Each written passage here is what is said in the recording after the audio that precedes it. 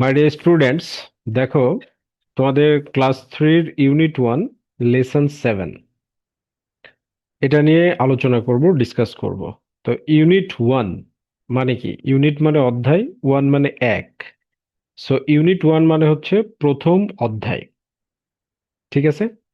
প্রথম অধ্যায়। আর লেসন 7 মানে হচ্ছে পার্ট 7। তো কি আছে এখানে? Introducing myself.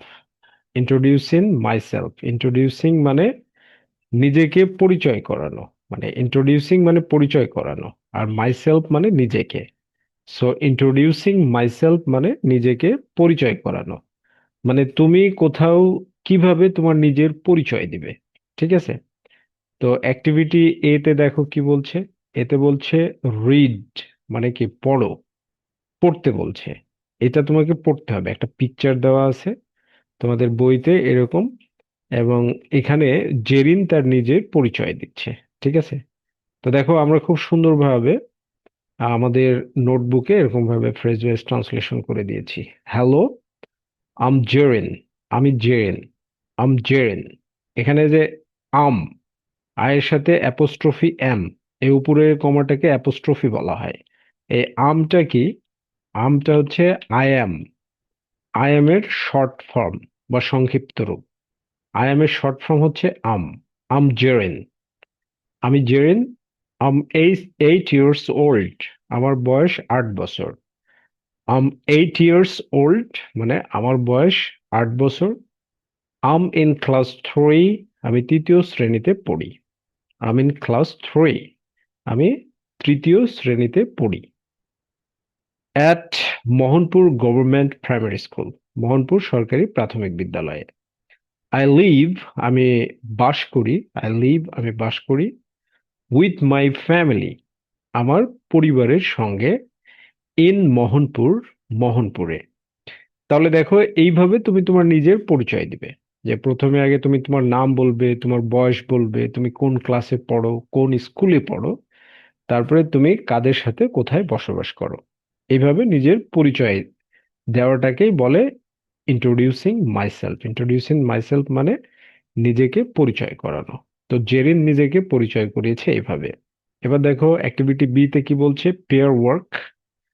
পেয়ার ওয়ার্ক মানে কি? যুগলভাবে কাজ করো বা দলগত কাজ। ঠিক আছে? অ্যাস্ক, জিজ্ঞাসা করো। অ্যান্ড অ্যান্সার দ্য কোয়েশ্চেন্স, এবং প্রশ্নগুলোর উত্তর দাও। লুক অ্যাট দি ইনফরমেশন, তথ্যগুলো দেখো। In activity A.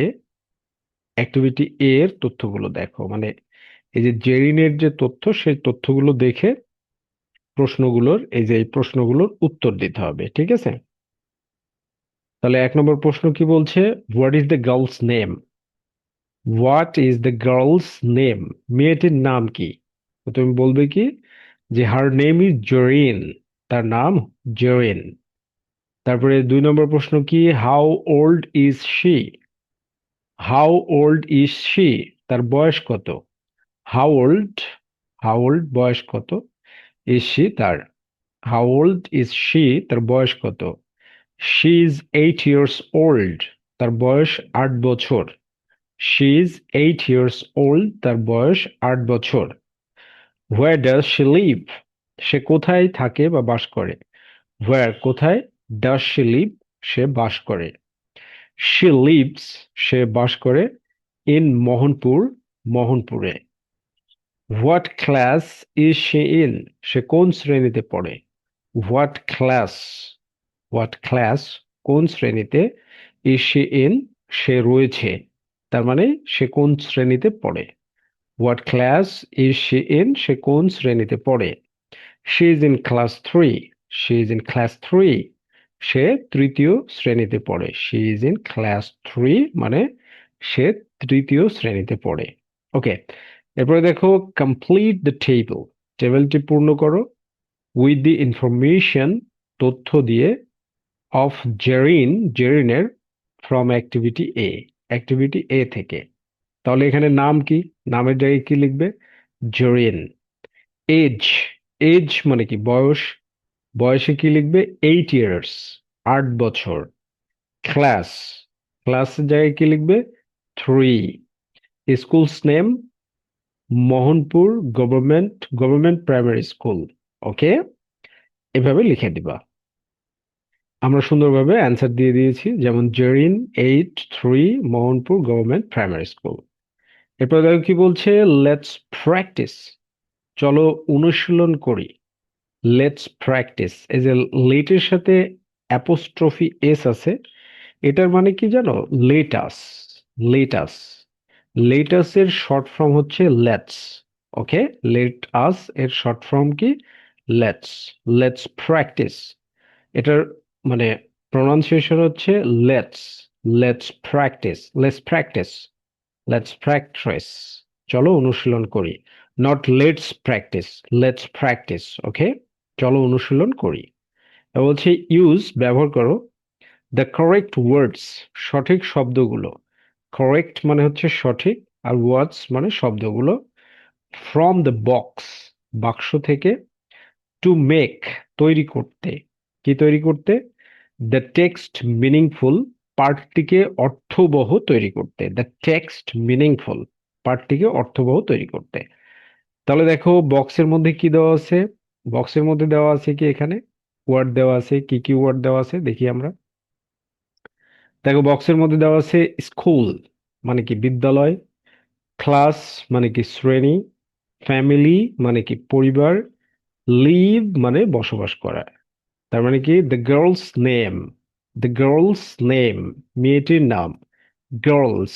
Okay, girl না girl's, girl's name is Zarin, মেয়েটির নাম, মেয়েটির নাম ইজ হলো জরিন, জেন। শি ইজ ইন, সে রয়েছে ইন ক্লাস 3। তো এই গ্যাপে কি হবে? ক্লাস, সে তৃতীয় শ্রেণীতে রয়েছে, মানে সে তৃতীয় শ্রেণীতে পড়ে। ঠিক আছে, তারপরে কি? হার স্কুল, এই গ্যাপে কি হবে? Her school is Mohanpur government primary school. কারণ এখানে দেখো Mohanpur government primary school, her school তার বিদ্যালয়টি ইজ হলো মোহনপুর গভর্নমেন্ট প্রাইমারি স্কুল। ওকে, তারপরে কি শি, তারপরে ইন আছে, তারপরে শি লিভস ইন, সে বসবাস করে মোহনপুরে। শি লিভস, সে বসবাস করে উইথ হার ফ্যামিলি, তার পরিবারের সাথে। তাহলে 4 নম্বর গ্যাপে কি হবে? ফ্যামিলি, তার পরিবারের সাথে। তো তুমি এরকম ভাবে সুন্দরভাবে ট্রান্সলেট করে পড়তে চাইলে আমাদের নোটবুকটা হেল্পফুল হবে। যেমন আমরা কিভাবে ফ্রেজ ওয়াইজ ট্রান্সলেশন করে দিয়েছি দেখো। দ্য গার্লস নেম, মেয়েটির নাম, ইজ হলো জেরিন, শি ইজ ইন, তারপরে 3, সে তৃতীয় শ্রেণীতে পড়ে। তারপরে আমরা অ্যান্সার গুলো এভাবে দিয়ে দিয়েছি। রাইট, এরপরে দেখো কি বলছে যে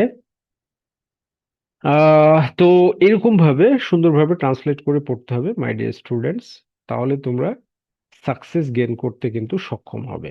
আদারওয়াইজ সাকসেস গেইন করতে পারবে না। আর এখানে বলছে complete the table with your information, বলছে কমপ্লিট দ্য টেবল, টেবিলটি পূর্ণ করো, উইথ ইউর ইনফরমেশন, তোমার তথ্য দিয়ে।